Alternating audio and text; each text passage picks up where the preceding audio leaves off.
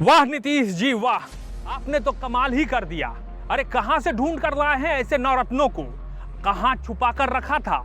ये है नवरत्न आपके जो बिहार का उद्धार कर देंगे। जी हां, चुनाव में हार गए लेकिन फिर भी मंत्री बन गए, और मंत्री बने तो बने, मंत्री बनकर एक से एक कारनामे करने लगे। अब देखिए ना, मंत्री जी को हाजीपुर में किसी सरकारी कार्यक्रम का उद्घाटन करना था। मंत्री जी व्यस्त थे, छोटे भाई फ्री थे, तो छोटे भाई को कहा अरे चले जाओ, सरकारी कार्यक्रम है, हम जाए तुम जाए बात बराबर ही है ना, घर की खेती है घर में काटेंगे। और मंत्री जी के भाई सरकारी कार्यक्रम में पहुंच गए, फीता भी काट दिया। सभी अधिकारी जिन्होंने पढ़ लिख कर नौकरी ली थी, मंत्री जी के भाई के अगल बगल हाथ डुलाने लगे। आगे देखिए इस वीडियो में, जब मंत्री जी के भाई उस कार्यक्रम में पहुंचे तो क्या क्या हुआ। इस तस्वीर को गौर से देखिए। ये तस्वीर हाजीपुर में मत्स्य विभाग के सरकारी कार्यक्रम का है। मंच पर जो बैनर लगा है उस बैनर में आप देख रहे होंगे, जी हाँ, मत्स्य विभाग के मंत्री मुकेश सहनी की तस्वीर लगी है। लेकिन ये क्या, ये कौन है? मुकेश सहनी ने कहीं प्लास्टिक सर्जरी तो नहीं करा ली? जी नहीं, ये मुकेश सहनी नहीं है, ये है उनके भाई साहब। जी हाँ, भाई साहब ही हैं ये। जी हाँ, ये है मुकेश सहनी के भाई। इनकी योग्यता ये है कि इनके बड़े भाई मुकेश सहनी बिहार सरकार में मंत्री हैं।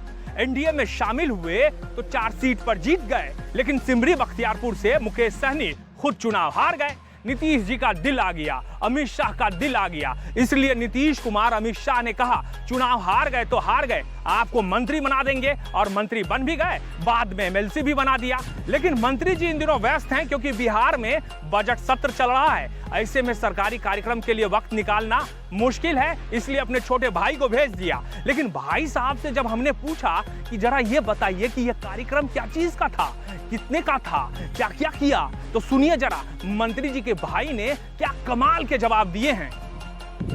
परंपरा के अनुसार कार्यक्रम में मुख्य अतिथि के तौर पर मंत्री मुकेश सहनी को पहुंचना था। कार्यक्रम स्थल पर मंत्रालय का बड़ा सा बैनर लगा था। बैनर पर मंत्री जी की फोटो भी लगी थी। नीचे मंत्री जी के नाम के साथ उद्घाटनकर्ता माननीय मंत्री लिखा था। लेकिन कार्यक्रम में मंत्री जी के भाई संतोष सहनी पहुंचे। सरकारी इंतजाम वाले इस कार्यक्रम में पूरी तैयारी थी। अधिकारी और विभाग से चयनित लाभुक मौजूद थे, लेकिन मंत्री जी की जिम्मेदारी मंत्री जी के भाई करते हुए दिखाई दिए।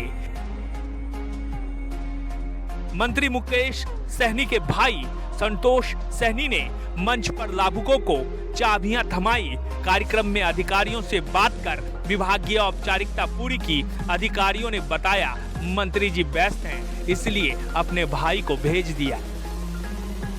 राजनीति में भाई भतीजावाद कोई नई बात नहीं है, लेकिन ये तो पराकाष्ठा है। जी हाँ, भाई भतीजेवाद की पराकाष्ठा। ये उस बीजेपी के साथ वाली पार्टी की हालत और दशा दिखा रही है जो भाई भतीजावाद को लेकर दूसरे दल पर सवाल खड़े करते हैं। भाई भतीजेवाद के चूल्हे पर चढ़ा देने की ये अनोखी कहानी वाकई हैरान करने वाली है। नीतीश कुमार कहते हैं कि हम सुशासन बाबू हैं, हमने बिहार को बदल कर रख दिया। जी हाँ, बदला तो सही में है आपने। बिहार के गली गली में पहले शराब मिलता था, वो 100 रुपये में अब 500 रुपये में मिलता है।